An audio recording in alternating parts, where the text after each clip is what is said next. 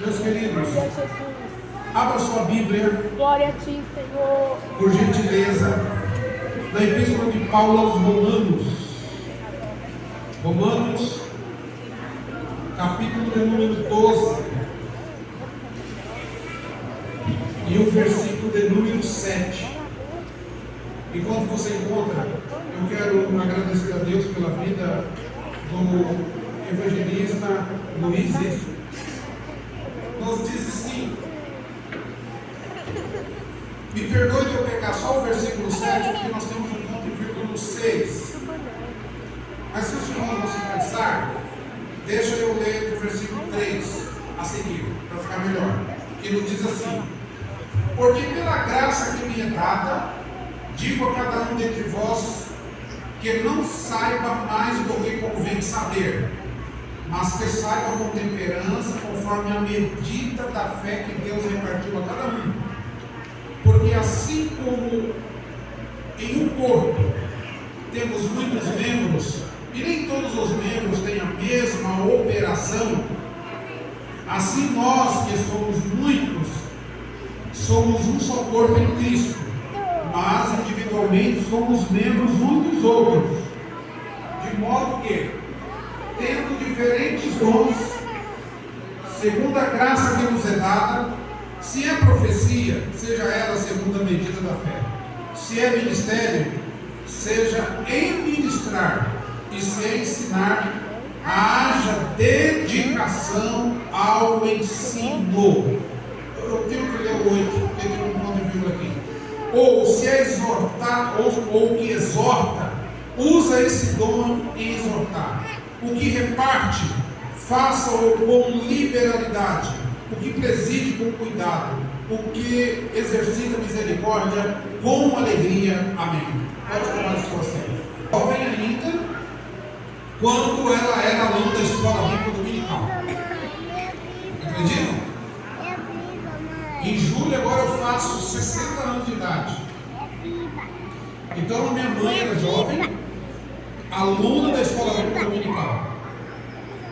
E através da escola bíblica dominical, a minha mãe ganhou o namorado dela para Jesus, que era meu pai, você é meu pai, José Gonçalves, e ganhou toda a família do meu pai para Jesus.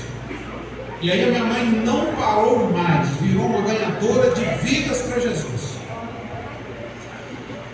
E a escola bíblica dominical, existem umas frases que eu vejo hoje a geração agora falando menos, mas no meu tempo de jovem se falava muito, inclusive a CPAD até trazia na contracapa das lições essas frases, que a escola bíblica dominical ela tem 3 finalidades importantes além das outras. Ela forma o caráter da criança e prepara o jovem para o futuro e faz com que o adulto alcance a maturidade espiritual. Eu nunca esqueci dessas 3 finalidades importantes da escola dominical. Ela forma o caráter da criança. Como assim? Ah, mas o menino não para na igreja. Então, quem disse que o menino tem que parar, né? Quem disse que a ideia é adultizar a criança, né? E quem disse que ela vai ficar quieta em algum momento, não é assim? Então, na escola bíblica dominical a gente aprende a lidar com isso. E naquela época não tinha internet. 1970, 1972, 73, eu comecei a ir para a escola bíblica dominical, desde pequenininho. Era 14 quilômetros a pé, em Pérola do Oeste, Paraná, e a gente ia para a escola bíblica dominical. Então, sou uma família de 13 pastores e obreiros, e nós fomos gerados na escola bíblica dominical. Escola bíblica dominical é um projeto que deu certo na Assembleia de Deus, e não só na Assembleia de Deus, como em outros ministérios também, que não é da Assembleia de Deus, mas que adotaram o estudo da da escola dominical. Quem ainda não conseguiu ser aluno da escola bíblica dominical, você tem tempo ainda para você desafiar você mesmo e ser aluno. Você vai ver que os benefícios vão ser maravilhosos. É muito maravilhoso ser aluno da escola dominical. Primeiro, porque já foi falado aqui, a escola bíblica dominical tem tudo a ver com a educação cristã. E 99% do que eu falar aqui para vocês hoje é fruto de escola bíblica dominical. Não quero levar os irmãos para um movimento pentecostal, que não vou convidar ninguém aqui à frente. Pula essa parte, vocês sabem fazer isso muito bem, vocês podem fazer em outra ocasião. Mas eu quero aproveitar a oportunidade, até para valorizar o trabalho que vocês estão fazendo, que é muito lindo, muito bom, muito maravilhoso. Então veja bem, existem 3 tipos de educação. Já vai pegando aí. O primeiro tipo de educação é educação religiosa.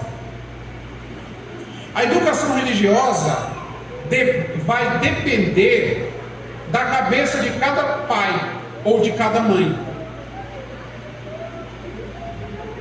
Cada pai de família educa a sua família dentro daquela visão popular, porque o menino, quando ele começa a entender alguma coisa, ele começa a perguntar para a mãe: mãe, de onde veio Deus? Quem é o pai de Deus? Aí eles fazem cada pergunta ali difícil, que a mãe às vezes para enrolar ela fala qualquer coisa, e ele grava aquilo ali. Então é muito ruim educar errado. Uma mamãe pegou o seu menininho e foi com ele passear, e ele viu uma senhora com pouca roupa, e ele olhou e falou: mãe, por que ela está daquele jeito? Ela falou, menininho falou assim: não olha não, meu filho, que aquilo é o diabo. Aquilo é o diabo. E ela andou com ele, foi na sorveteria, comprou algodão doce para ele, várias coisas. Quando chegou em casa, a mãe perguntou para o menino: o que foi que você mais gostou do passeio? Ele falou: mamãe, eu gostei do diabo. Então vocês observam que a forma que ela educou o menino foi errado. Simplesmente era uma senhora que estava com pouca roupa. Então, o que acontece hoje com os pais, com as famílias? É isso. Cada família, cada pai, cada mãe tem uma forma de educar o seu filho ou o seu parente. Outra coisa importante é que cada família tem um líder espiritual. Querendo ou não, alguém recorre a essa pessoa. Não necessariamente a mãe, ou o pai, ou o avô, ou a avó, ou alguém. Às vezes o menino aceita Jesus de criança, e aos poucos ele começa a ser uma referência espiritual na família, e o pessoal começa a perguntar coisas para ele. Isso é natural. O nome disso é educação religiosa. Educação religiosa. E a educação religiosa varia muito de lugar para lugar. Os índios entendem religiosamente que Deus é isso, o céu é isso, o inferno é isso. Entende? E é muito complicado esse céu popular, esse Deus popular. Essa semana um rapaz falou para mim que ele não acredita que Deus, por uma pessoa não aceitar Cristo, vai penalizar essa pessoa, que essa pessoa vai para o inferno, porque Deus é amor. Esse menino, ele aprendeu isso com a mãe. Foi falado aqui, tem que tomar muito cuidado com o que fala para a criança. Existem 2 extremos. O primeiro extremo é a gente dizer qualquer coisa para eles, sem aquilo ter uma verdade. E a outra coisa é a gente querer adultizar eles. Adultizar. Parece que nos anos 90, 80, os pais gostavam de adultizar os filhos. Hoje eu percebo que eles não estão sendo assim adultizados, né? Era muito menininho que vinha com gravata, paletó para a igreja. Quando terminava o culto, eles queriam brincar. O pai dizia: você não pode, porque você vai sujar esse paletó, você vai sujar essa gravatinha. E a maioria daqueles menininhos que eles queriam transformar eles em pastorzinhos, obreiros, terminou desviado no caminho do Senhor, porque você está educando, você está fazendo a coisa certa de forma errada. Se observar nos ensinamentos da Bíblia, Jesus não queimou nenhuma etapa do seu crescimento, ele cresceu. João Batista também não queimou nenhuma etapa do seu crescimento. Jesus crescia em graça diante de Deus e diante dos homens. Teve um crescimento natural. Então aquilo que a gente ensina em casa precisa ter um respaldo bíblico, porque senão, quando você vem para a escola dominical, dá a entender que o professor vai desfazer aquilo que você ensinou. Entende? Não, mas a minha mãe ensinou assim. Não, lá em casa a gente crê assim. Então, por isso que quando uma pessoa se converte a Cristo, que ela vem para a casa do Senhor, é importante que ela seja acolhida, que a gente chama isso de integração. É interessante que ela venha para o discipulado, porque no coração dela já está implantado a educação religiosa. As duas, né? A de casa e a da religião. Então, diga comigo, educação religiosa. Educação religiosa. Elas não vão bater, tá? Você pode ter certeza que sempre vai haver confronto. Por exemplo, eu me lembro que quando a gente fazia alguma coisa errada na minha casa, a minha mãe batia na gente e colocava para orar.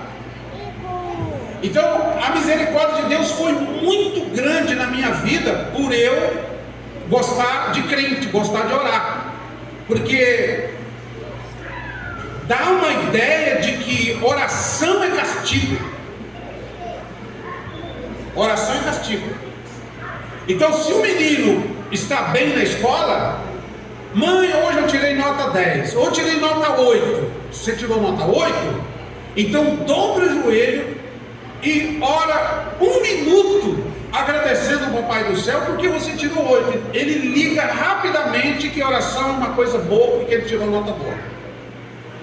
Então, se a gente quiser ter igreja saudável, crente saudável, a educação tem que ser correta. E como a escola bíblica dominical, eu acredito que, penso que vou contribuir aqui com os irmãos, e se alguma coisa sair fora dos trilhos, depois o pastor conserta. Amém? Então a educação religiosa é dessa forma. Existe uma coisa na educação religiosa perigosa. Existem os dois extremos. Mas como, olha, veja bem, como o pastor estava até falando aqui, que o comentário da escola bíblica dominical, eles vêm conjugado. É uma escola para a família toda. A lição da juventude, não sei se vocês viram, a lição dos jovens e dos adolescentes, elas têm um conteúdo muito parecido. É um conteúdo que eles se conversam.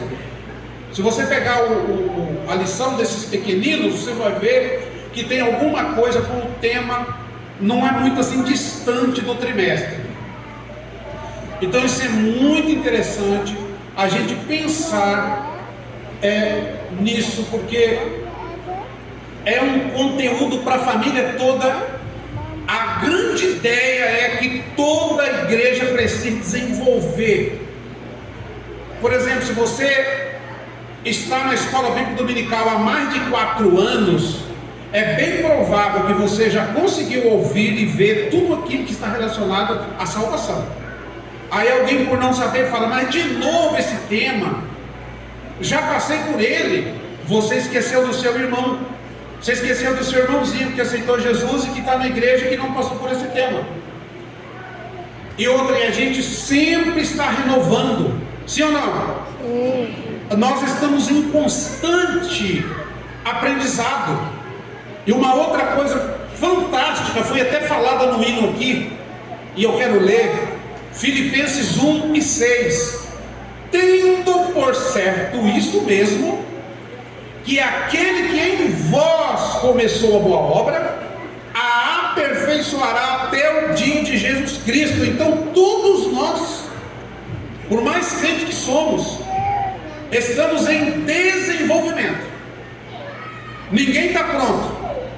Eu fiz um curso básico em teologia. Isso é só o começo. Fiz um bacharel em teologia. Isso é só o começo. Já li. Tem um rapaz aí na internet prometendo pessoas ler um livro em um dia. Eu não sei se isso é verdade, mas já está nesse ponto. Mas tudo isso são meios.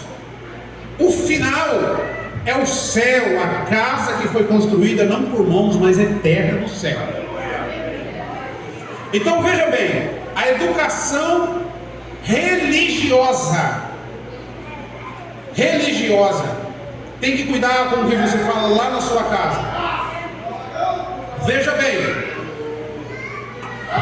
se eu começo, eu não posso adultizar a criança, mas eu também preciso. Por que eu estou falando isso? Porque isso serve para mim transliterar para os novos convertidos.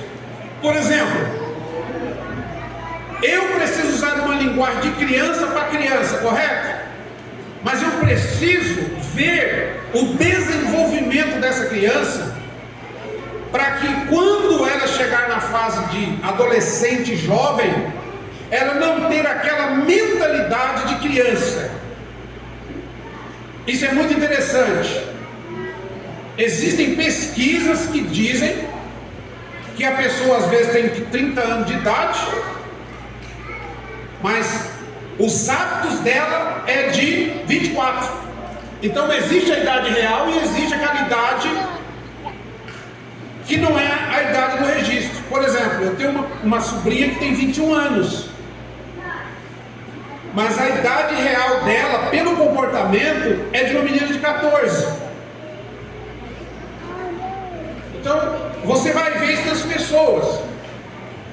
O que pode mudar? A educação. Por exemplo, se você usa o termo no diminutivo para criança, você tem que pensar que essa criança vai ser adulto, e isso pode atrapalhar lá na frente. Por exemplo, cultinho, salinha, ofertinha, amiguinho. São expressões que a gente usa para esses pequeninos. Mas ele precisa desenvolver, nesse período de transição, ele precisa desenvolver. Porque o dia que ele estiver adulto, que o pastor falar: irmãos, nós precisamos aqui de fazer uma generosa oferta para comprar o terreno do lado, sei lá, fazer alguma coisa, ele vai resgatar aquele pensamento de criança da ofertinha, de coisa pequena. Eu falei para o pastor aqui: pastor, parece que o templo já está pequeno. Ele falou assim: e já foi aumentado. Eu penso que vai ter que ir lá para o fundo do outro terreno, em nome de Jesus. Quantos creem assim? Ou vocês vão ter que fazer 2 cultos, porque Jesus vai salvar muitas pessoas aqui nesse lugar. Então, a educação religiosa, ela pode atrapalhar a educação cristã. De que forma? O que a gente não pratica em casa corretamente pesa para o pastor, pesa para o professor, pesa para todo mundo. Porque se lá em casa eu não faço, dá uma ideia que tem um grupo na igreja que é o pessoal que faz. Então é muito interessante a educação cristã.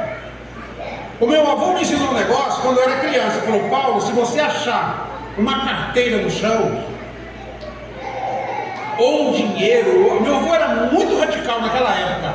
Ele fala: você não pega porque não é seu. Você acredita? Eu nunca achei dinheiro. Eu acho que o maior dinheiro que eu já peguei assim, achado na rua, é 10 reais. Outra vez eu achei 5 reais. Mas quando eu vou pegar daquele dinheiro, eu lembro do meu avô.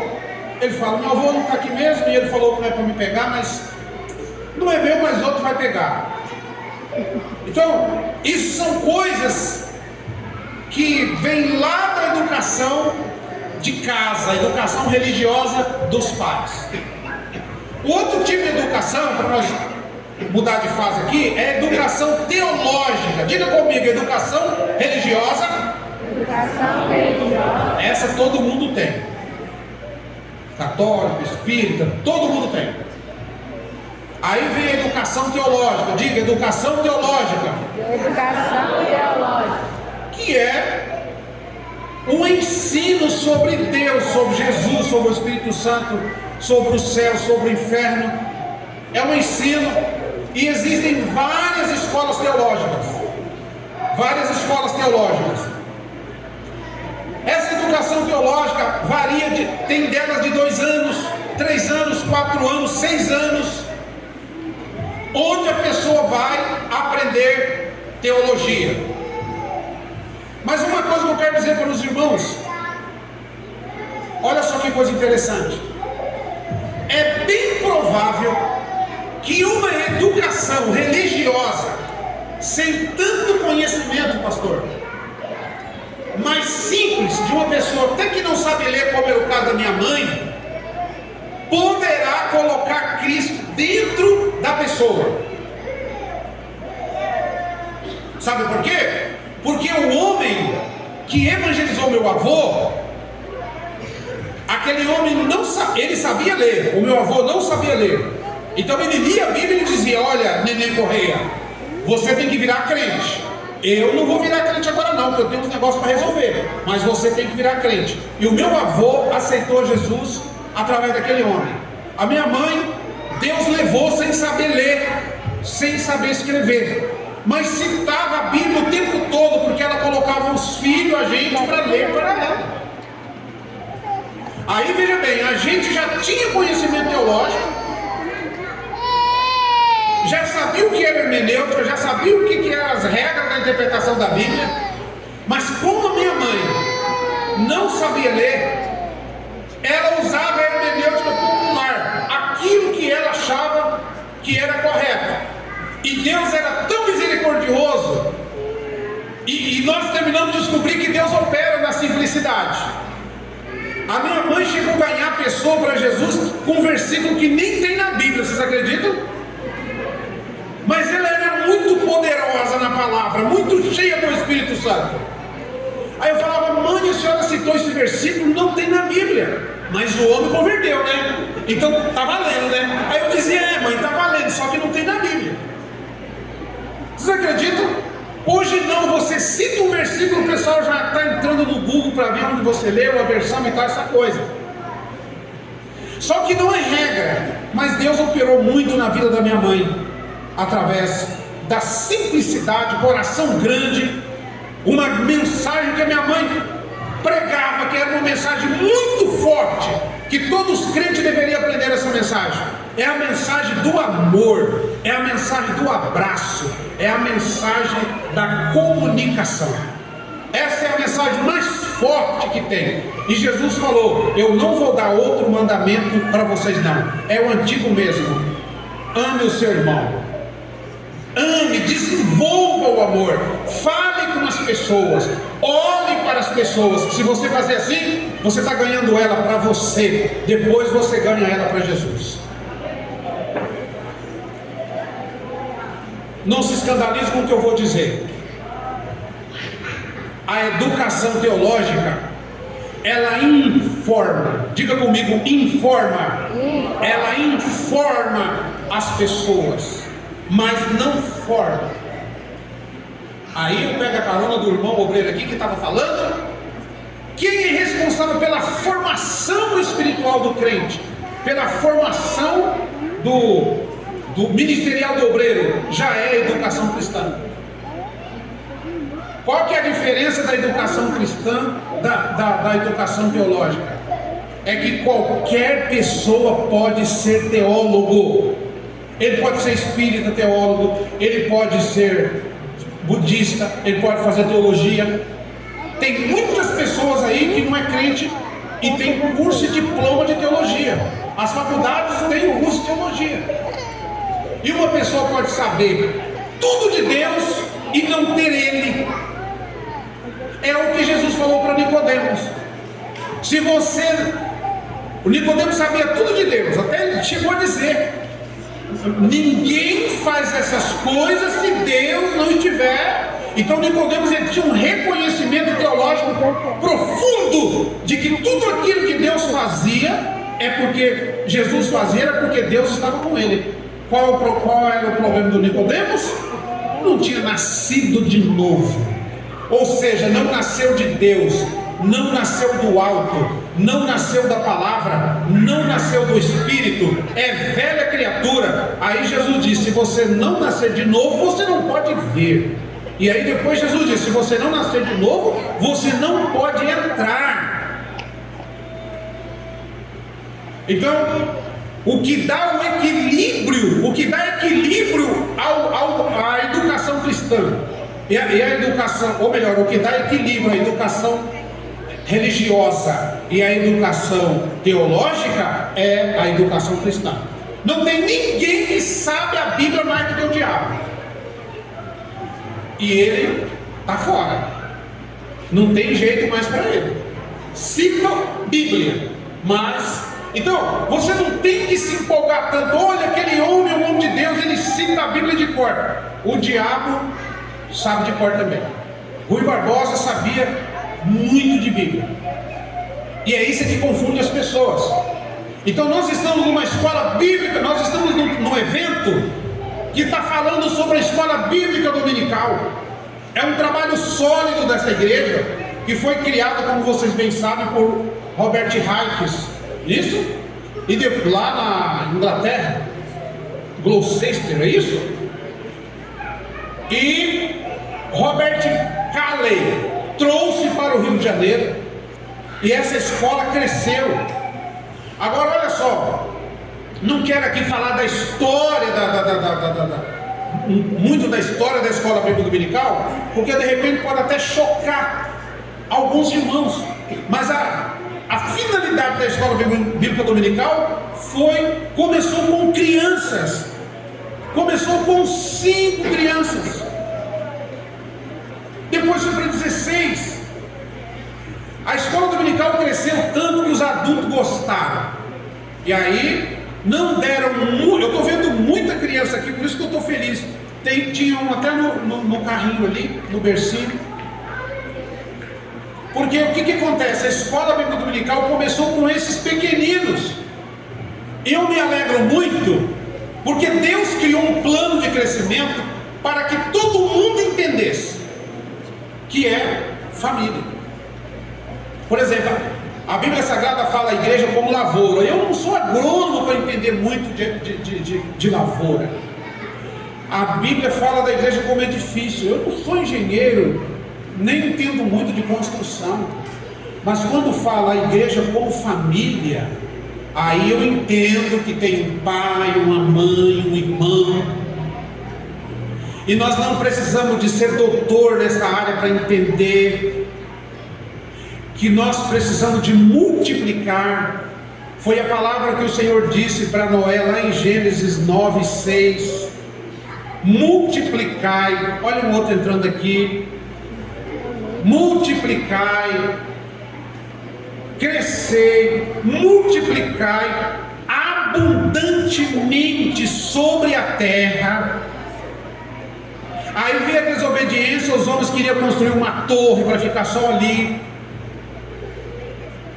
E esses meninos começaram a crescer e veio a matança. E Deus foi preservando eles. E hoje nós estamos aqui. Então uma pergunta: como fazer para fazer a igreja crescer? Dá uma olhada para esses pequenos. No sentido comum da vida, se eu perguntar para os casados aqui, você gostaria de ter mais 2 filhos? O irmão de repente pensaria, Deus me guarde, Deus me livre, basta esses que eu tenho. Mas no sentido espiritual, segundo o pastor Antônio Gilberto, a igreja tem que se sentir grávida. Ou seja, mais uma criança vai nascer. Ou seja, através do evangelho, através do ensino da palavra, através da pregação, alguém vai ouvir a palavra e essa pessoa vai ser gerada de novo. Porque os que estão aqui, que são crentes, foi gerado 2 vezes. Primeira vez, você nasceu. Segunda vez, você nasceu de novo, porque você nasceu de Deus. Você nasceu de Cristo. Só que as pessoas que nascem de Deus têm que entender que nós precisamos de desenvolver. Quais são as fontes do desenvolvimento do crente? Vai vendo. Deus é a primeira fonte. Ele aperfeiçoará cada um de nós até o arrebatamento. Ele está aperfeiçoando o Senhor. Ele está, mesmo que seja pastor, está aperfeiçoando, está aperfeiçoando, está aperfeiçoando. A parte de Deus ele faz. A outra fonte de aperfeiçoamento é o ministério. A Bíblia diz que ele mesmo deu uns para apóstolos, outros para profetas, outros para pastores. Ele mesmo deu uns para apóstolos, profetas, evangelistas, pastores e mestres. Deixa eu dizer uma coisa aqui linda para os irmãos. De repente algum irmão não sabe. Deus deu dons ministeriais para a igreja, e esses dons ministeriais repousaram sobre algumas pessoas. Está aí porque o servo de Deus é pastor, o outro é evangelista e o outro é diácono, assim vai.